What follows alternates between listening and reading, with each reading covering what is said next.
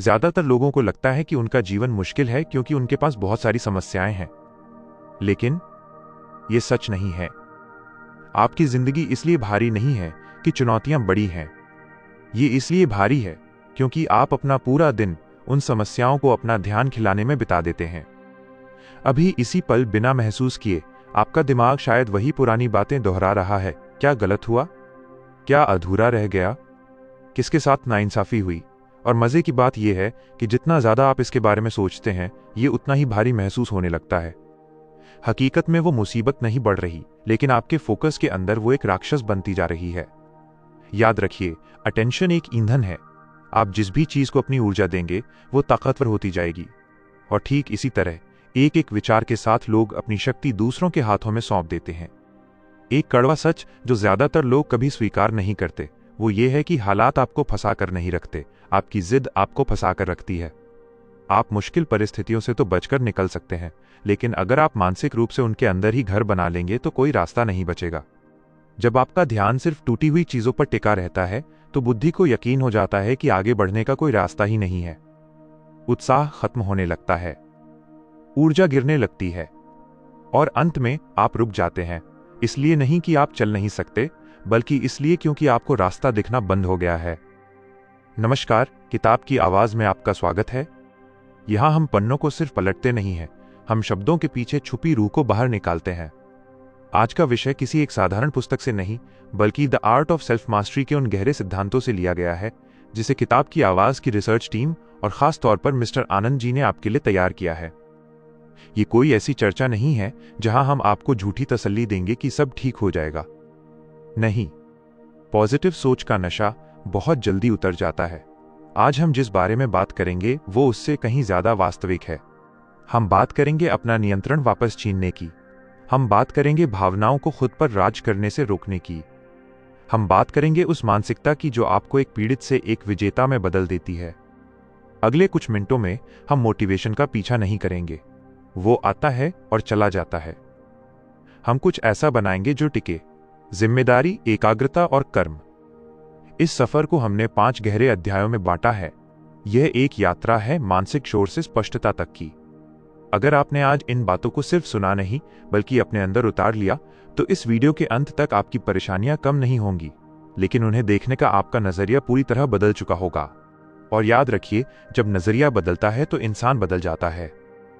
तो चलिए गहराई में उतरते हैं। अध्याय 1, अपनी जिंदगी के मालिक बनो। हर कोई बदलाव चाहता है, लेकिन बहुत कम लोग जिम्मेदारी उठाना चाहते हैं। और यही वो एक बारीक लकीर है जहां ज्यादातर जिंदगियां खामोशी से रुक जाती हैं। हर इंसान के जीवन में एक ऐसा पल आता है जो अक्सर बिना आहट के गुजर जाता है, जहां से या तो तरक्की शुरू होती है या फिर पतन। वो पल तब नहीं आता जब हालात सुधरते हैं। वो पल तब आता है जब आप ये फैसला लेते हैं कि अब जो कुछ भी होगा उसके मालिक आप होंगे। कल नहीं, 5 साल पहले नहीं, बल्कि आज, अभी। यहां मिस्टर आनंद अक्सर एक बहुत गहरी बात समझाते हैं। लोग दोष और दायित्व के बीच उलझ जाते हैं। जिम्मेदारी लेने का मतलब ये नहीं है कि जो बुरा हुआ वो आपकी गलती थी। इसका सीधा सा अर्थ है कि अब आगे जो होगा वो आपका काम है। यह छोटा सा बदलाव आपके सोचने का तरीका, खुद से बात करने का लहजा और दबाव में काम करने की क्षमता सब कुछ बदल देता है।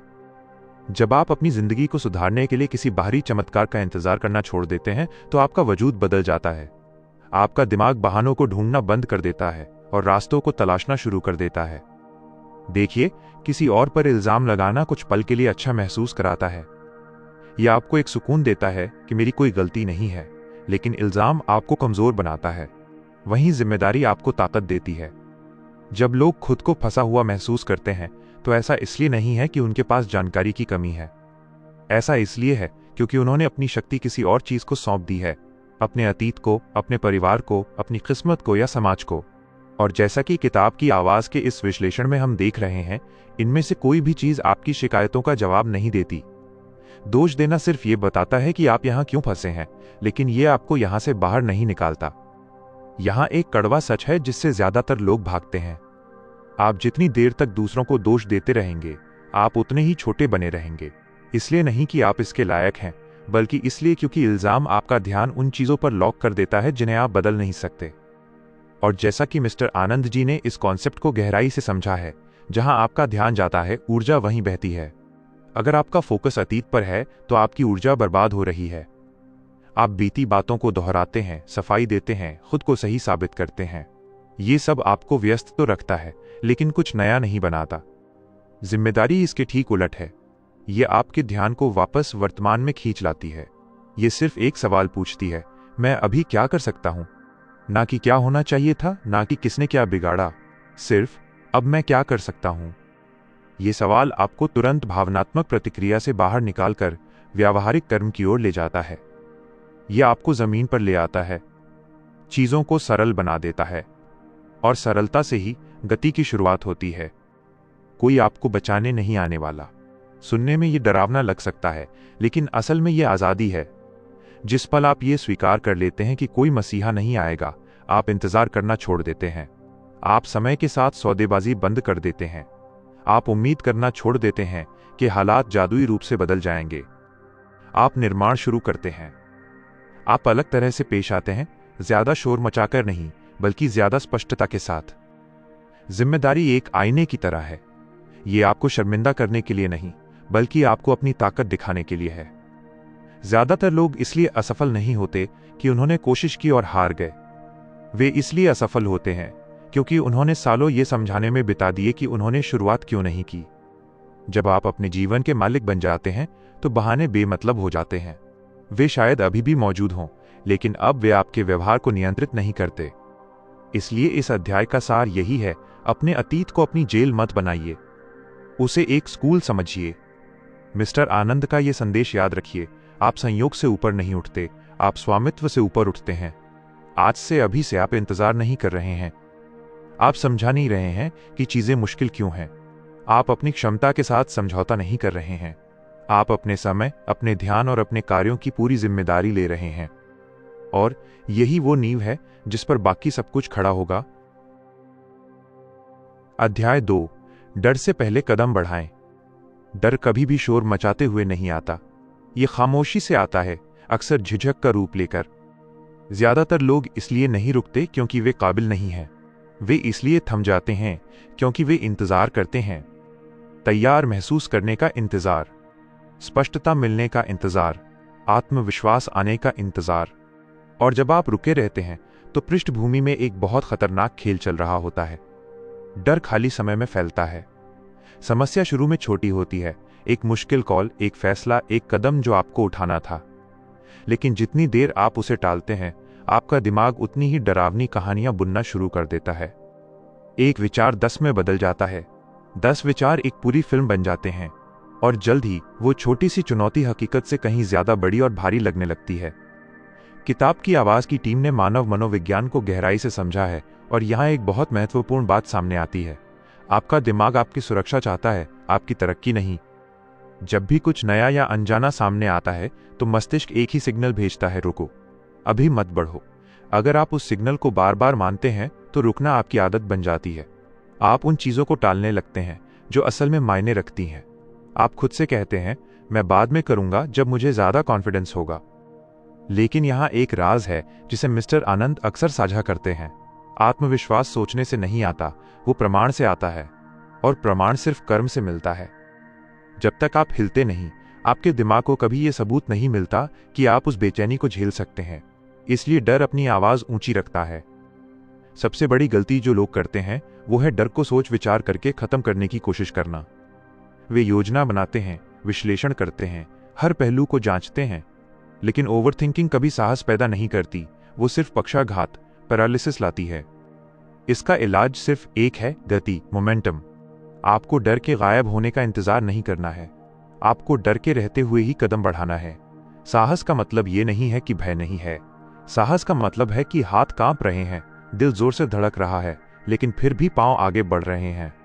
और जब आप ऐसा करते हैं तो कुछ जादुई होता है। एक्शन आपके नर्वस सिस्टम को एक नया संदेश भेजता है, ये बेचैनी जानलेवा नहीं है, मैं इसे संभाल सकता हूं। लेकिन इसका मतलब ये नहीं कि आपको आज ही कोई पहाड़ तोड़ना है। यहीं पर छोटे कदमों का सिद्धांत काम आता है। बड़े बदलाव किसी एक दिन के धमाके से नहीं आते, वे उन छोटे मामूली कामों से आते हैं जिन्हें आप लगातार करते हैं, खासकर उन दिनों में जब आपका मन नहीं करता। अपने आप से पूछिए, वो सबसे छोटा कदम क्या है जो मैं अभी ले सकता हूं? इतना छोटा कि आपका दिमाग उसे खतरा न माने, इतना आसान कि उसे टालने का कोई बहाना न मिले। जब आप एक छोटा एक्शन लेते हैं तो जड़ता टूटती है। एक बार जब आप गति में आ जाते हैं तो डर पीछे हटने लगता है, क्योंकि डर को स्थिरता पसंद है, उसे गति से नफरत है। जो लोग जिंदगी में आगे बढ़ते हैं वे निडर नहीं होते, वे बस डर को अपने फैसले लेने का हक नहीं देते। वे जानते हैं कि असफलता से मिली सीख इंतजार से मिली सुरक्षा से कहीं ज्यादा कीमती है। तो अब से नियम बहुत साफ है, जब कोई चीज जरूरी हो तो डर के कम होने की प्रतीक्षा मत कीजिए। शांति से जानबूझकर बिना किसी ड्रामा के बस चल पड़िए। आप आगे चलें, डर खुद ब खुद पीछे आएगा। उसे नेतृत्व मत करने दीजिए, नेतृत्व आपका काम है। अध्याय 3, अनुशासन ही असली आजादी है। प्रेरणा, मोटिवेशन बहुत शक्तिशाली महसूस होती है, लेकिन अनुशासन, डिसिप्लिन भरोसेमंद है। ज्यादातर लोग अपना जीवन इस आधार पर जीते हैं कि वे कैसा महसूस कर रहे हैं। जब वे उत्साहित होते हैं तो पहाड़ तोड़ने को तैयार हो जाते हैं।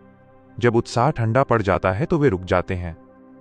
शुरुआत में ये बहुत तार्किक लगता है, जब मन ही नहीं है तो काम क्यों करें? लेकिन समय के साथ यह नजरिया एक बहुत ही अस्थिर जीवन बना देता है। तरक्की के झोंके आते हैं, फिर सन्नाटा छा जाता है। उम्मीद जागती है, फिर निराशा घेर लेती है। सच्चाई यह है, प्रेरणा भावनात्मक है, जबकि अनुशासन संरचनात्मक, स्ट्रक्चरल है। जज्बात मौसम की तरह बदलते हैं, लेकिन सिद्धांत चट्टान की तरह स्थिर रहते हैं। और जो भी चीज मूड पर निर्भर होगी वो अंत में आपको धोखा देगी। इसलिए नहीं कि आप कमजोर हैं, बल्कि इसलिए क्योंकि भावनाएं स्वभाव से ही चंचल होती हैं। किताब की आवाज की रिसर्च टीम ने सफल लोगों के मनोविज्ञान को बहुत करीब से देखा है, और एक बात साफ है, प्रेरणा का इंतजार करना असल में टालमटोल का एक ऐसा रूप है जो बड़ा ही उत्पादक, प्रोडक्टिव लगता है। आप खुद से झूठ बोलते हैं कि मैं तब शुरू करूंगा जब समय सही होगा, या जब मुझे अंदर से आवाज आएगी। लेकिन तैयारी कोई भावना नहीं है, ये एक आदत है। अनुशासन आपसे ये नहीं पूछता कि आज कैसा लग रहा है, वो सिर्फ ये पूछता है आज क्या किया जाना चाहिए। यही वो जगह है जहां आपको अपनी भावनाओं को आदेश समझना बंद करना होगा। भावनाएं सिर्फ सूचना, इंफॉर्मेशन है। अगर आपको आलस महसूस हो रहा है तो इसका मतलब ये नहीं है कि आपको रुक जाना चाहिए। इसका मतलब सिर्फ ये है कि आपके शरीर को आराम पसंद है। पर क्या आप अपने शरीर की सुनेंगे या अपने लक्ष्य की? यहां मिस्टर आनंद एक बहुत बारीक बात कहते हैं। अनुशासन का मतलब खुद को सजा देना नहीं है, इसका मतलब है अपने भविष्य का सम्मान करना। ये उन आवेगों, इंपल्सेस को ना कहने की कला है जो आपको अभी तो सुख देते हैं, लेकिन बाद में पछतावा। अनुशासित लोग शांत दिखाई देते हैं। वे हर सुबह खुद से बहस नहीं करते। वे जागते ही ये नहीं सोचते, क्या आज मैं वर्कआउट करूं? क्या आज मैं पढ़ाई करूं? नहीं, वह फैसला पहले ही लिया जा चुका है। जब आप पहले से निर्णय ले लेते हैं तो आप मानसिक घर्षण, फ्रिक्शन को खत्म कर देते हैं। इसे ही सिस्टम कहते हैं। शौकिया लोग प्रेरणा का इंतजार करते हैं, पेशेवर लोग बस काम पर लग जाते हैं, चाहे वो काम कितना ही उबाऊ क्यों ना हो, क्योंकि बोरियत को झेलना ही असली सुपर पावर है। कोई भी तब भाग सकता है जब वो जोश में हो, लेकिन क्या आप तब भी चल सकते हैं जब कोई ताली बजाने वाला ना हो, जब कोई परिणाम न दिख रहा हो? अनुशासन आपके जीवन को अनुमानित, प्रिडिक्टेबल बनाता है, और दबाव के समय में अनुमानित होना ही सबसे बड़ी शक्ति है। तो आज से अपनी वफादारी बदल लीजिए। जोश के भरोसे मत रहिए, वो मेहमान है। नियमों के भरोसे रहिए, वे आपके साथी हैं। आपको और अधिक प्रेरणा की जरूरत नहीं है, आपको बस अपने वादों को निभाने की जरूरत है। यही वो रास्ता है जो संघर्ष को सरलता में बदल देता है। अध्याय 4, खामोशी में निर्माण। बहुत जल्दी देखे जाने की चाहत ज्यादातर लोगों को कमजोर कर देती है। असली ताकत तब बनती है जब कोई आपको देख नहीं रहा होता। लेकिन हम एक ऐसी दुनिया में हैं जो शोर को इनाम देती है।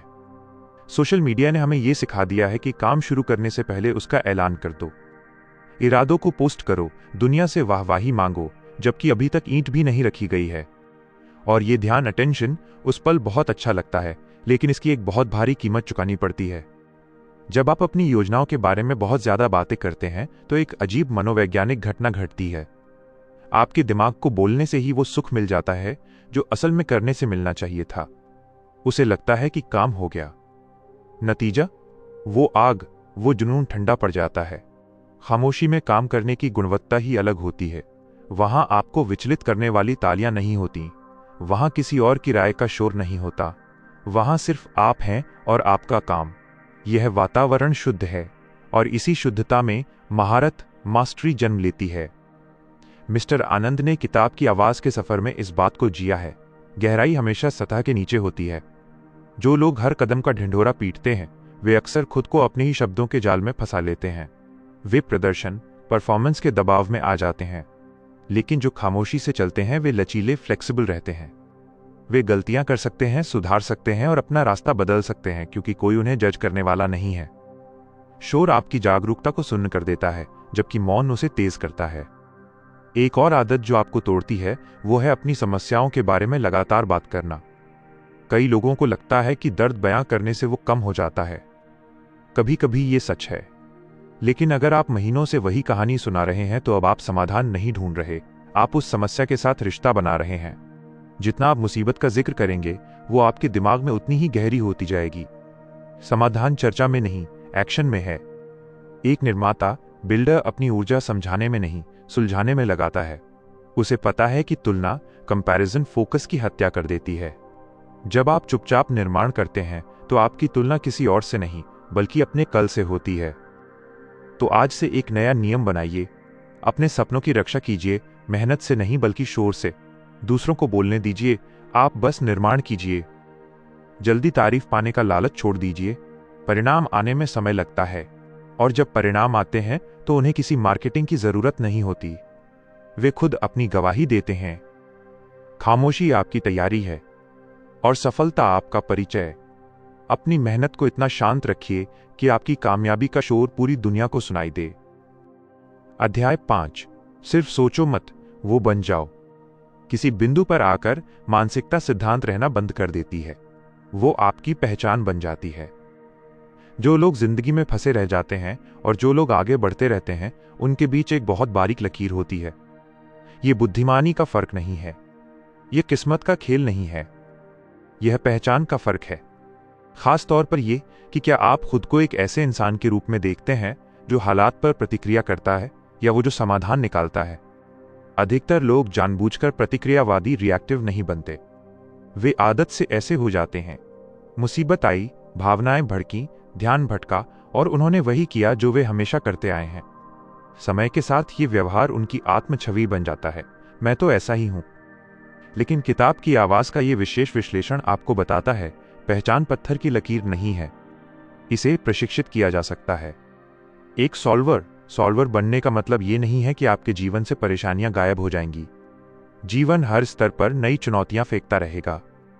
फर्क सिर्फ ये है कि आप उनसे मिलते कैसे हैं। एक आम इंसान पूछता है, ये मेरे साथ ही क्यों हो रहा है? एक सॉल्वर पूछता है, अब मुझसे क्या अपेक्षित है? पहला सवाल आपकी ऊर्जा को निचोड़ लेता है, दूसरा सवाल उसे दिशा देता है। मिस्टर आनंद अक्सर कहते हैं कि सॉल्वर वो नहीं है जिसके पास सारे जवाब हैं। सॉल्वर वो है जो स्पष्टता न होने पर भी घबराता नहीं है। वे कठिनाई का नाटक नहीं बनाते, वे उसे टुकड़ों में तोड़ देते हैं। जब कोई समस्या पहाड़ जैसी लगती है, तो अक्सर इसलिए क्योंकि वो अपरिभाषित है। सॉल्वर उसे परिभाषित करता है और फिर अगले कदम पर फोकस करता है। यह परिपक्वता, मैच्योरिटी है। आप अब अपनी भावनाओं से अपनी पहचान नहीं बनाते। आप अब ये नहीं कहते कि मैं दुखी हूं, आप कहते हैं मैं एक स्थिति का सामना कर रहा हूं और मैं इसे सुलझा लूंगा। तनाव अब आपके लिए खतरा नहीं, एक संकेत है। यह बताता है कि यहां ध्यान देने की जरूरत है। जब आप इस तरह जीने लगते हैं, तो आप दूसरों के भरोसे रहना छोड़ देते हैं। आप परिस्थितियों के बदलने का इंतजार नहीं करते, आप अपनी प्रतिक्रिया बदलकर परिस्थितियों को बदल देते हैं। तो आज अभी आपको एक चुनाव करना है। क्या आप वो हैं जो इंतजार करेगा, या आप वो हैं जो रास्ता बनाएगा? आपको नया जीवन नहीं चाहिए, आपको एक नई पहचान चाहिए, एक ऐसे इंसान की जो रुकता नहीं, जो सुलझाता है। हमने जिम्मेदारी की बात की, डर से पहले चलने की बात की, अनुशासन, मौन और पहचान की बात की। लेकिन जैसा कि हम किताब की आवाज पर हमेशा मानते हैं, बिना अमल के ज्ञान सिर्फ एक बोझ है। दुनिया आपके लिए अपनी रफ्तार धीमी नहीं करेगी, रुकावटें गायब नहीं होंगी। फर्क सिर्फ ये है कि अब आप भ्रम में नहीं हैं। आपको पता है कि आपकी शक्ति कहां है। यह वीडियो खत्म होने के बाद असली काम शुरू होगा, इसलिए हम आपको खाली हाथ नहीं जाने देंगे। मिस्टर आनंद और हमारी टीम की तरफ से आपके लिए एक 72 घंटे की चुनौती है। इसे एक प्रोटोकॉल की तरह मानिए। पहला दिन, डे 1, अपनी जिंदगी से सिर्फ एक उस भटकाव डिस्ट्रैक्शन को हटा दें जो आपका फोकस चोरी करता है। सिर्फ एक दिन के लिए अपनी अटेंशन की रक्षा कीजिए और देखिए आपका दिमाग कैसे जागता है। दूसरा दिन, डे 2, कोई एक ऐसा छोटा काम कर डालिए जिसे आप हफ्तों से टाल रहे हैं। सोचिए मत, बस कर दीजिए। डर को बोलने का मौका ही मत दीजिए। तीसरा दिन, डे 3, जब कुछ ऐसा हो जो आपको गुस्सा दिलाए या निराश करे तो रुक जाइए। प्रतिक्रिया मत दीजिए। एक गहरा सांस लीजिए और अपनी प्रतिक्रिया, रिस्पॉन्स खुद चुनिए। ये 3 दिन कोई चमत्कार नहीं करेंगे, लेकिन ये आपको खुद पर भरोसा करना सिखाएंगे। और जब आप खुद पर भरोसा करना सीख जाते हैं तो आप अजेय हो जाते हैं। याद रखिए, आप इसलिए नहीं उठते कि कोई और आप पर विश्वास करता है। आप इसलिए उठते हैं क्योंकि आप खुद के लिए भरोसेमंद बन जाते हैं। अपना रास्ता खुद बनाइए। यह समय आपका है। मैं हूं आनंद और आप सुन रहे थे किताब की आवाज। अगर इस वीडियो ने आपके अंदर कुछ बदला है तो कमेंट्स में लिखकर बताइए, आई एम ए सॉल्वर। मैं एक सॉल्वर हूं। मिलते हैं अगली गहराई में। तब तक पढ़ते रहिए, बढ़ते रहिए।